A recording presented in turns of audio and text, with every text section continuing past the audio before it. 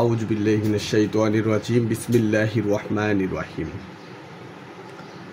সুপ্রিয় শিক্ষার্থী, এ পর্যায়ে আমি তোমাদেরকে বীজগাণিতিক সমস্যা সমাধানের প্রাথমিক কিছু বিষয় আলোচনা করব। সেটা হচ্ছে যে তোমাদের বীজগণিতের গাণিতিক সমস্যা সমাধানের আগে সর্বপ্রথম তোমাদের এই চারটি বিষয়, যে গাণিতিক প্রতীক, চারটি প্রতীকের কি সম্পর্ক এবং কিভাবে কাজ করে সে বিষয়টি জানতে হবে। যেমন এ প্লাস এ, এটা কি হয়? এ প্লাস এ যোগ করলে হবে, আনসার হবে কি 2a। এ মাইনাস এ, এবার বলো তো তোমরা কি হবে? এ মাইনাস এ, অর্থাৎ এ থেকে এ বিয়োগ করলে কি হয়? 0 হবে, কিছু থাকবে না। একটা এ থেকে আরেকটা এ চলে গেল, 0, আর একটা এর সাথে আরেকটা এ যোগ করলে 2a। এবার দেখো এ এ দুইটাই এ আছে, কিন্তু মাঝখানে কি আছে? মাল্টিপ্লাই, অর্থাৎ গুণ আছে। গুণ থাকলে কি হবে? এটা হচ্ছে তোমাদের মনে রাখতে হবে, এখানে একটা পাওয়ার আছে, এখানে একটা পাওয়ার, অর্থাৎ এ গুণ করলে এ স্কোয়ার হবে, এ স্কোয়ার। এবার এ ডিভাইডেড এ, এটা কি হবে? এটা তোমরা জানাও কমেন্টে। আর দেখো, এখন আমাদের সর্বপ্রথমে গণিতের সমস্যা সমাধানের ক্ষেত্রে আরেকটু বিষয় জানতে হবে, সেটা হচ্ছে বীজগাণিতিক রাশি বা পদ। এখানে একটি পদ বা রাশি আছে, এই রাশিতে তিনটা বিষয় দেখা যাচ্ছে। তো আমি এখানে একটা ডায়াগ্রামের মাধ্যমে তিনটা বিষয়ের নাম লেখার জন্য জায়গা স্পেস তৈরি করে রেখেছি আগেই। যেমন এই 3-র নাম কি হবে? 3-র নাম হবে, এখানে তোমরা জানো যে 3x power 4, 3x to the power 4, এটাকে এভাবে পড়তে হয়। এখানে 3-র নাম হচ্ছে সহগ,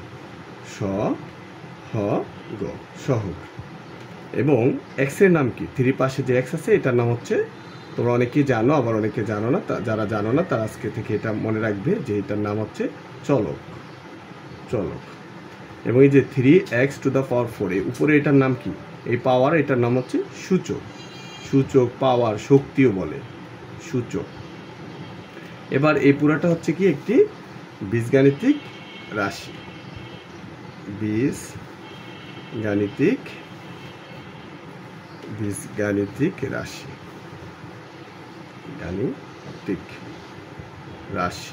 এটা হচ্ছে একটা বীজগাণিতিক রাশি। এবং এই যে বীজগাণিতিক রাশিটার জন্য যে আমি কতগুলো ডায়াগ্রামে যে চিত্র এঁকেছি, এই চিত্রগুলোর কিন্তু একটা নাম আছে। এটা হচ্ছে জ্যামিতিক ব্যাখ্যা, যদিও একইভাবে আমি এভাবে দেওয়া সহজ হয়েছে তাই দিয়েছি। এই যে চিত্রটা রয়েছে, সূচক লিখেছি যে ঘর বক্সের ভিতরে, সেই বক্সটার দেখো 4টা বাহু আছে, 4টা বাহু সমান। যদিও এটা একটা চতুর্ভুজ, কিন্তু যেহেতু 4টা বাহু সমান, এখান থেকে এই পর্যন্ত এখানে 4টা চারদিকে সমান, 4টি বাহু সমান এবং কোণগুলো সমকোণ। এটা হচ্ছে একটা বর্গ। এটা কি? একটা বর্গ। এই চিত্রটার নাম হচ্ছে একটা বর্গ। এবার এই যে চলক রেখেছি যে চিত্রটাতে, একটা জ্যামিতিক চিত্র, এই চিত্রটার নাম কি? এটা হচ্ছে এই বাহু এবং এই বাহু সমান্তরাল, রেল লাইনের মতো সমান্তরাল, একদিকে গেছে। কিন্তু এই দুটা সমান্তরাল না, এই দুটা যদি এইভাবে চলে, একটা সময় কি দুইটার মধ্যে সংঘর্ষ হবে, ছেদ করবে আরেকটাকে আরেকটা। কিন্তু এটা চলতেই থাকবে, এটাও চলতে থাকবে, তাই এটা হচ্ছে একটা রম্বস। এরকম চিত্রকে আমরা কি বলবো? রম্বস। আর এই যে বড় একটা চিত্র, এই চিত্রটাতে আমাদের একটা হচ্ছে যে ঘরের দরজা অথবা জানালা এরকম করে, অর্থাৎ এই যে দুই বিপরীত বাহু, এই বাহু এবং এই বাহু সমান, আবার এই পাশের বাহু সমান, মানে আমাদের জাতীয় পতাকার মতো এরকম, যার বিপরীত বাহু সমান, এই ধরনের চতুর্ভুজকে, অর্থাৎ যার 4টি কোণ সমকোণ অবশ্য, এই ধরনের চতুর্ভুজকে কি বলে? আয়তক্ষেত্র। কি বলে? আয়ত বলে। আর এই যে যেটা এরকম তোমরা এমন একটা জ্যামিতি বক্সে দেখতে পাবে যে এরকম থাকে, এবং এখানে ডিগ্রি দেওয়া 0, 1, 2, 3 এমন করে 180 পর্যন্ত থাকে। এটা হচ্ছে কি? চাঁদা। এটা দিয়ে আমাদের কোণ হিসাব করতে হয়, কোণ পরিমাপ করতে এই চাঁদা ব্যবহৃত হয়। তারপরে আরেকটি বিষয় এখন একই ভিডিওতে আমি ক্লিয়ার করছি, সেটা হচ্ছে যে এই যে দেখো এটা হচ্ছে একটা রাশি, এই যে এখান থেকে এই পর্যন্ত 2x + 5x, এটা একটা বীজগাণিতিক রাশি। আবার এই যে 14, এটাও একটা বীজগাণিতিক রাশি। আবার দুটি রাশির মাঝখানে আবার কি একটা ইকুয়াল বা সমান চিহ্ন আছে।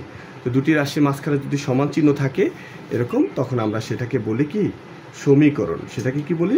সমীকরণ। এটা এদিকে আমি লিখলাম তোমাদের বোঝার সুবিধার্থে, সমীকরণ। এবং এই সমীকরণটা যে চিত্রটার ভিতরে লিখেছি সেটা হচ্ছে একটা সমকোণী ত্রিভুজ, কারণ এটা হচ্ছে 90 ডিগ্রি। তাই এরকম ত্রিভুজ থাকলে এই যে একটা এল এর মতো থাকে এবং এদিকে 90 ডিগ্রি থাকে, এই ধরনের ত্রিভুজকে বা আমরা চিত্রকে কি বলি? সমকোণী ত্রিভুজ। এটা একটা ত্রিভুজ, কারণ 3টা কোণ আছে, ত্রিভুজের 3টি কোণ থাকে, 3টি বাহু থাকে, তাই এটা একটা সমকোণী ত্রিভুজ। সমকোণী ত্রিভুজ। পরবর্তী আরও ভিডিওতে অনেক কিছু নিয়ে আসবো তোমাদের জন্য, গণিতের সহজ করে বোঝানোর জন্য। আর এই যে সমীকরণ সমান থাকলে, দুটি বীজগাণিতিক রাশি যদি মাঝখানে সমান থাকে, তাহলে আমরা এটা একটা সমীকরণ বলি। সমীকরণকে সমাধান করতে হয়। এখানে এটা চলক, এটা চলক, এটা আমরা তোমাদের আগেই বুঝিয়েছি যে এটা চলক। ইংরেজি এবিসিডি আছে না, স্মল লেটারগুলো, এইগুলো দিয়ে বীজগণিতের মধ্যে চলক ব্যবহৃত হয়। চলক হিসেবে ব্যবহৃত হয়, এটা একটা মান থাকে লুকানো। তো যাই হোক, আমি সেটা পরে বলবো। এখন হচ্ছে আমরা এই সমীকরণের এই যে আমার বাম হাতের পক্ষকে, সমীকরণের বাম পক্ষকে কি বলে?